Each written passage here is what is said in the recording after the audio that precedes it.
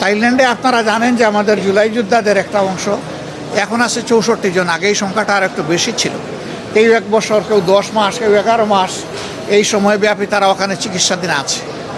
আমাদের একটা নৈতিক দায়বোধ আছে, একটা নাগরিক দায়িত্ব তাদের উপর আছে, একটা রাজনৈতিক অঙ্গীকার আছে। আমরা সেই অঙ্গীকারের মানবিকতার জায়গা থেকেই তাদেরকে দেখতে গিয়েছিলাম। আসলে তাদেরকে এখনও দেখলে খুবই খারাপ লাগে। একজনের পায়ের 4 ইঞ্চি, 6 ইঞ্চি, 8 ইঞ্চি হাড্ডিই নাই, শুধু গুস্ত আর চামড়া ঝুলে আছে। অনেকে প্যারালাইজড হয়ে গেছে, অনেকের বডি শুকিয়ে গেছে। একটা ছেলে, তার বাবা এসে বলল যে আমার একমাত্র ছেলে খুবই খারাপ অবস্থা, না দেখে যাবেন না। ওখানে একটা হাসপাতালের 7, 8 এবং 9 তলা পুরোপুরিভাবেই এই রোগীদের জন্যই নেওয়া হয়েছে। সরকারের দায়িত্বভার গ্রহণ করেছে, ইন্টারিম সরকারের সময় তাদেরকে প্রেরণ করা হয়েছে।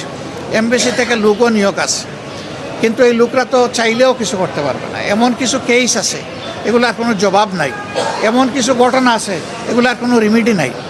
তারা কিন্তু এই অবস্থায় হয়তো দেশে ফিরবে। এর মাঝে একজন, সে বলল যে 1 সপ্তাহের ভিতরে আমার এই পাটা কেটে ফেলবে।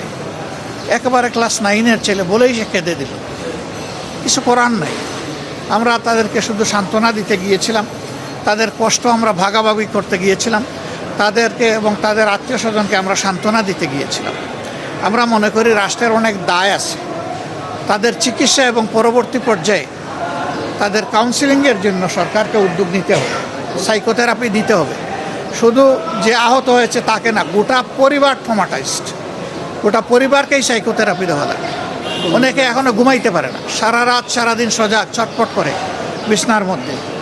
আমরা সেই দেশের যারা চিকিৎসা সেবায় নিয়োজিত তাদের সাথে কথা বলেছি, তাদেরকে আমরা খুবই আন্তরিক পেয়েছি। আমরা অনুরোধ করেছি যে তাদের সবটুকু দিয়ে যেন আমাদের এই কষ্টে থাকা লোকগুলোকে তারা সেবা দেন। আর আমাদের সরকারকে আমরা অনুরোধ করব তারা এবং আরও যারা বাকি আছে তাদের দায় আমাদেরকে নিতে হবে, সরকারকে নিতে হবে। তাদের সুচিকিৎসা সর্বোচ্চ যেটা সম্ভব এটা নিশ্চিত করতে হবে। 3টা কেস আছে, এটা ব্যাংককে চিকিৎসা হবে না, তাদেরকে অন্য দেশে পাঠাতে হবে, ওখানে ওই চিকিৎসা নাই। এটা বড় মাপের নার্ভ ইনজুরি, তাদেরকে মিনিমাম সিঙ্গাপুরে পাঠানো লাগবে। আমরা সরকারের সাথে এই নিয়ে কথা বলবো ইনশাআল্লাহ।